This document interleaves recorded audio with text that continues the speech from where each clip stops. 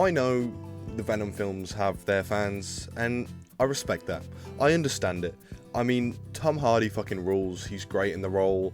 He's given it 110% no matter what the script is doing. Venom that's much more comic accurate visually in size as opposed to the Raimi Venom. But I just got back from seeing the third entry in the series, and if it wasn't clear years ago, Sony have no idea what they're doing, and I think maybe they're even leaning into that at this point. Morbius, Madam Web, this movie, and then Kraven coming up. What an insane fucking run we're potentially on here. Hey, maybe Kraven the Hunter will be good. I don't know. The Last Dance opens with like 10 minutes of exposition. You may be led to believe by this opening that Null, the god of the symbiotes, is going to have a key role in this movie. He gives the first line of the movie, which is, "I am Null." You'd be forgiven if you thought he actually had a role in the film. Although I will give Sony credit. I thought when they showed these shots in the trailers that they were going to be post-credits, but they're actually in the movie. Although he does feature in one of the after-credits, which I laughed so hard at because it feels like Sony's just talking to us. He says how he's awake. He's lost the battle in this movie, but how he's now awake. The King in Black has woken. He says something like that. And he says how he's going to destroy the universe and that we have to watch. And he says that whilst looking at the camera. Are Sony trying to tell us that they're trying to kill the Marvel Universe? Is that what's going on here? I don't understand. It really felt like it was just Sony saying, you know what? You think we've been fucking it up so far? Just wait. We're gonna fuck up the Marvel Universe and you've gotta watch. Because we're stupid enough, clearly, to keep buying tickets. And you know what? I respect it. We get back to Eddie in the MCU in that same bar where he is instantly taken back to his universe with the same bar, the same bartender, where they brush it off and says he's done with the multiverse shit. That sounds like a line ripped from Deadpool. I have no idea if there was any actual symbiote left in the MCU like the No Way Home credit scene implied. I mean, I don't know if that was retconned here. That MCU travel was clearly irrelevant, and that multiverse line about being fed up with it. You were there for like a few hours at tops. However long that spell was active in No Way Home, that's how long he was there for. And from that one travel, he's fed up of multiverse. It's one line, and I know it's meant to be a joke, but it's so stupid. But clearly, that little thing with Venom traveling and seeing Tom Holland's Spider-Man was clearly inconsequential and not relevant to this film, or at all, seemingly. We then find our next big bit of exposition about Eddie becoming a fugitive due to the death of Milligan in the previous movie. It's believed that he was the one who killed him.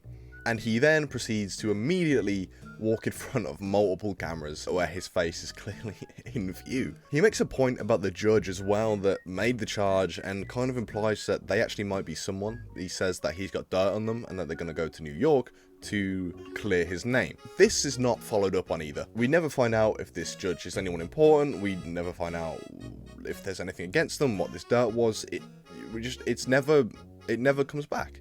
Him being on the run at all doesn't really play a part. The military that do chase him are from Area 51, and they're after the symbiote, not totally related to his arrest. Also, with having Mulligan return for really no point, he gives exposition to the staff of Area 51 that Null gave directly to us to open the film. The film sets up so much that it doesn't have time to develop any of it. There are multiple side characters that get decent screen time and backstory, but no actual development whatsoever. And it just drags everything down that I couldn't care less about it if I tried. Some of the scientists, they're hippies, there's just nothing to them. They're not, I don't know what they are. I don't know why they're here, but they are. There is a little moment between Eddie and one of the kids from the hippies, and that was a nice moment actually. There's a few lines of dialogue that I did like there. I'm really scraping the bottom of the barrel here, I'll be honest. So yeah, this continues the Eddie and Venom rom-com trilogy, and I'm not the biggest fan. I think the second film, there was a decent balance to not take itself completely into parody. I think this film goes full Venom parody. I don't mind the comedic elements, I think Tom Hardy makes it work, and as I say, in the first film, it was one of the few things people liked, so the second one, they lean more into that, and I think it worked, even though I don't particularly think it's a good movie. I think it's actually a pretty bad movie. I think it's the best of the three. Despite its many issues, I think it has the best understanding of the tone that it's going for. I think it looks the best. I think it has the best adaptation of Venom whilst working with this more comedic iteration.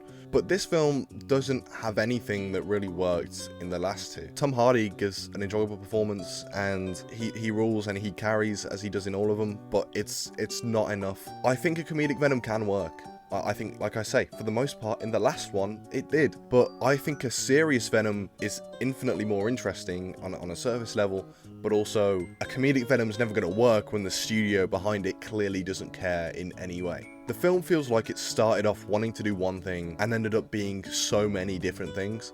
I mean, there's no way this was the initial plan, right? I mean, shooting this, or just in post, it must have been mashed to bits. Also, every character in this is kind of stupid. And especially Venom. It's established very explicitly that Null needs Venom because Venom has this codex. When Eddie died and Venom brought him back in the first one, that created a codex. The codex is the key that will release Null from his prison. So Null sends these xenophages, these creatures, down to Earth to try and get it and bring it back. But the xenophages can only see it when Venom's in full form. If he just stays in Eddie, like, he can still use all his Venom powers and all the tendrils and all of that shit. He can still do all of that, just not a full form Venom. So they go to Vegas to make distance from the xenophages. And there's an admittedly really funny scene of Venom immediately getting addicted to gambling. I really like that.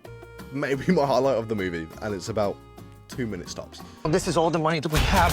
What is this feeling? It's like this feeling? It's like all of my problems have gone away. And then we meet Mrs. Chen, which is a nice familiar face, which then leads to a dance scene in a fully formed Venom. It is so weird and it's so out of place. Like I say, it's Venom who does it, so he takes full form, so the creatures find them instantly. Why would he do this? Why would he ever do this? I do not understand.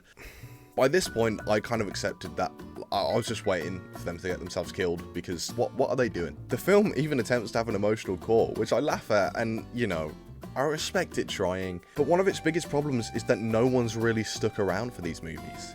Anne was a part of the first two, especially the first one, and whilst admittedly quite minor roles, she was key to Eddie as a character in those two, but she doesn't even get a mention here. The only one who stuck all the way through is Mrs. Chen, so it's attempting these emotional beats of sacrificing and losing what they once had, and yeah, the relationship between Eddie and Venom is obviously the key, but when it's involving all these surrounding characters as well, just to no success, it falls even more flat. Eddie doesn't really have any connection to anyone except Venom, so I guess maybe you feel something when Venom dies in this film, but to me there's just no depth there. To me, it just feels like their relationship is funny gay couple and no more, and that can only get you so far. With all three of these movies, it feels like the initial plan was widely different to what they ended up actually making, but as I mentioned earlier, especially this one, more so than the others. I mean, there's so much going on here and none of it really means anything. The big action set piece at the end again just falls flat. These big gloopy things that you can't tell one from the other, just flying at each other with no impact. And there's 6 other symbiotes here as well. Were they established in the first film? I honestly can't remember. It brings attention to the fact that there's going to be a vital team of 6, but there's no importance. There is no importance at all. All the symbiotes literally die except one. For some reason, the film does this over and over again in setting up something as important and either then just forgetting about it or giving it a really unimportant payoff. Going back to Null, as I'm assuming the King in Black storyline is something Sony is looking to adapt, but he does nothing in this movie. Not once do I feel any real threat from him. The vibe of his prison is cool, he's got a nice voice, and you know, I don't mind the visuals they use for him. The CGI face is, I can take it or leave it in the post-credits, but he just sends these pods down to do his work for him, and I just don't really care. Clearly attempting the Thanos idea of sitting back until he gets what he needs to do his plan, which would be fine if it was just handled better, and if I had faith in Sony to move forward effectively with this, but I don't. They've proven they either won't do anything with it at all, or if they do, then it'll be shit. Also, this film is clearly acting like the final of the trilogy, so what are we setting up? What's going on? Like, is Madam Web gonna fight Null? I don't understand it one bit. Speaking of this being the final entry, which again doesn't add up with how this movie acts, but anyway, we get a montage at the end of moments between Eddie and Venom to the song Memories by Maroon 5. I mean, you just can't make this shit up, you just can't. It's so insanely funny. At this point, I'm convinced Sony are just laughing at the audience and trying to parody themselves. I went in here with, hello.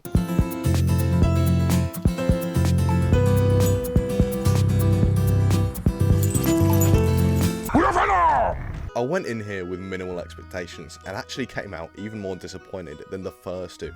Look, frankly, hot take, all three Venom movies are bad. I really think they're bad movies, but I also do think in the first two there's fun to be had. So whatever happened here is insane. I mean, I can't get into theories and stuff because there's just so much potential shit around this film. I mean, do you remember hearing about the 10-year-old Peter Parker plot that was maybe planned for this film? As well as Chiwetel Ejiofor. He's in this film who played Mordo in Doctor Strange, as well as Rhys Ifans, who obviously just appeared as the Lizard in No Way Home, both playing totally different characters. Rhys Ifans playing a hippie called Martin. What are we doing? What are we doing here? We're spending the final movie of a trilogy setting up something that I don't know if it's going to happen, and I don't really care if it does, but this entire trilogy is just built on bizarre creative decisions, but this one more than any other, to the point that my brain hurts trying to understand it. In conclusion, all Venom movies, bad, but Tom Hardy deserved better, and I still love him.